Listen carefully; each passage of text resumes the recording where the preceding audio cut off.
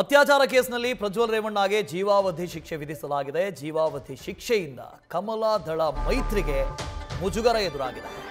2024ರಲ್ಲಿ ಪ್ರಜ್ವಲ್ ಪರ ಪ್ರಧಾನಿ ನರೇಂದ್ರ ಮೋದಿ ಅವರು ಸ್ವತಃ ಕ್ಯಾಂಪೇನ್ ಮಾಡಿದರು. ಆಗ ಹಾಸನ ಮಂಡ್ಯ ಅಭ್ಯರ್ಥಿಗಳನ್ನ ಖುದ್ದಾಗಿ ಪ್ರಧಾನಿ ನರೇಂದ್ರ ಮೋದಿ ಅವರು ಘೋಷಣೆ ಮಾಡಿದರು. ಅದರಲ್ಲಿ ಒಬ್ಬರು ಇದೇ ಪ್ರಜ್ವಲ್. ವಿಡಿಯೋ ಇಟ್ಕೊಂಡು ದೋಸ್ತಿಗಳ ವಿರುದ್ಧ ಕೈಪಡೆ ಅಟ್ಯಾಕ್ ಮಾಡಿದೆ. ರಾಷ್ಟ್ರೀಯ ಮಟ್ಟದಲ್ಲಿ ದೋಸ್ತಿಗೆ ಮುಖಭಂಗ ಅಂತ ಚರ್ಚೆ ಆಗ್ತಾ ಇದೆ. ಇದು ನಿಜಕ್ಕೂ ಮುಖಭಂಗನೇ. ದೇವರಾಜೇಗೌಡರು ವಕೀಲರು ಇದೇ ಬಿಜೆಪಿಯ ಹೈಕಮಾಂಡ್ಗೆ ಹೋಗಿ ಹೀಗೆಲ್ಲ ಇದೆ, ವಿಡಿಯೋ ಎವಿಡೆನ್ಸ್ ಇದೆ, ಬೇಡ ಅಂತ ಕೇಳ್ಕೊಂಡಿದ್ರಂತೆ. ಮೊನ್ನೆಷ್ಟೇ ಅವ್ರ ಜೊತೆ ಮಾತಾಡ್ತಿದ್ದಾಗ ಅವ್ರು ಹೇಳಿದರು, ಸೊ ಈ ರಾಜಕೀಯ ಪಕ್ಷಗಳಿಗೆ ತತ್ವಾದರ್ಶ ಅನ್ನೋದು ಎಲ್ಲಿ ಹೋಯಿತು ಅಂತ, ಎಲ್ಲೂ ಹೋಗಿದೆ. ಕೇವಲ ಗೆಲುವು ಮಾತ್ರನ ಈಗ ಅನುಭವಿಸಿ, ಈಗ ಮುಜುಗರ ಅನುಭವಿಸಿ.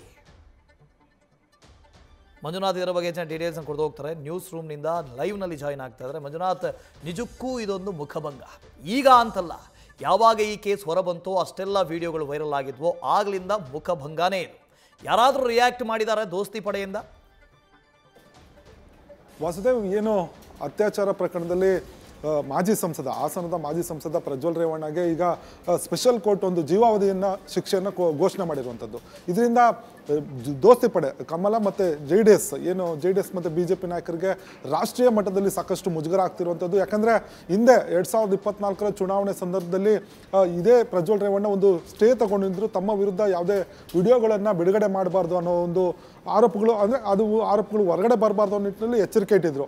ಜೊತೆಗೆ ಹಲವಾರು ನಾಯಕರು ಪ್ರಜ್ವಲ್ ರೇವಣ್ಣಗೆ ಟಿಕೆಟ್ ಕೊಡಬಾರ್ದು ಅನ್ನೋ ನಿಟ್ಟಿನಲ್ಲಿ BJP ಹೈಕಮಾಂಡ್ಗೂ ಹೇಳಿದ್ರು. ಜೊತೆಗೆ ಏನು JDS ನಾಯಕರು ಕೂಡ ಒಂದು ಪತ್ರಗಳ ಮುಖಾಂತರ ಒಂದು ಸಂದೇಶವನ್ನು ರವಾನೆ ಮಾಡಿದರು. ಆದರೆ ಇದೇ ಒಂದು ಏನು ಪ್ರಜ್ವಲ್ ರೇವಣ್ಣಗೆ ಟಿಕೆಟನ್ನು ಕೊಟ್ಟು ಪ್ರಧಾನಿ ನರೇಂದ್ರ ಮೋದಿಯವರೇ ಮೈಸೂರಿನಲ್ಲಿ ನಡೆದಂಥ ಸಮಾವೇಶದಲ್ಲಿ ಖುದ್ದು ಅವರೇ ಬಂದು ಹಾಸನದ ಅಭ್ಯರ್ಥಿಯಾಗಿ ಪ್ರಜ್ವಲ್ ರೇವಣ್ಣ ಇದ್ದಾರೆ ಅನ್ನೋ ಒಂದು ಘೋಷಣೆ ಮಾಡಿದರು. ಈ ಒಂದು ವಿಡಿಯೋ ಈಗ ಕಾಂಗ್ರೆಸ್ ನಾಯಕರಿಗೆ ಅಸ್ತ್ರವಾಗಿ ಸಿಕ್ಕಿರುವಂಥದ್ದು. ಇದೇ ಒಂದು ವಿಚಾರವನ್ನು ಇಟ್ಕೊಂಡು ಕಾಂಗ್ರೆಸ್ ನಾಯಕರು ದೆಹಲಿ ಮಟ್ಟದಲ್ಲೂ ಕೂಡ ಸಾಕಷ್ಟು ಒಂದು BJP ನಾಯಕರು ಮತ್ತು JDS ನಾಯಕರ ವಿರುದ್ಧ ವಾಗ್ದಾಳಿಯನ್ನು ನಡೆಸ್ತಾ ಇರುವಂಥದ್ದು, ಅಟ್ಯಾಕ್ ಮಾಡ್ತಿರುವಂಥದ್ದು.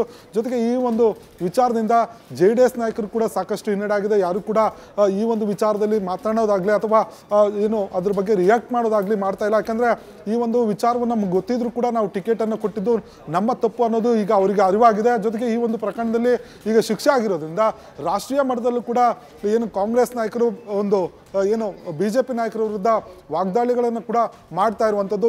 ಈ ಥರ ಅತ್ಯಾಚಾರಿ ಆರೋಪಿಗೆ ಟಿಕೆಟ್ ಕೊಟ್ಟು ತಮ್ಮ ನಿಲುವೇನು ಅನ್ನೋದನ್ನು ಈಗ ಸ್ಪಷ್ಟಪಡಿಸಿ ಅನ್ನೋದನ್ನು ನೇರವಾಗಿ ಕಾಂಗ್ರೆಸ್ ನಾಯಕರು ಈಗ BJP JDS ನಾಯಕರು ಕೇಳ್ತಾ ಇರುವಂಥದ್ದು. Vasudev. Okay, thank you Manjunath. News first ನಿರ್ಭೀತಿಯಿಂದ ನಿಮ್ಮ ಪರವಾಗಿ.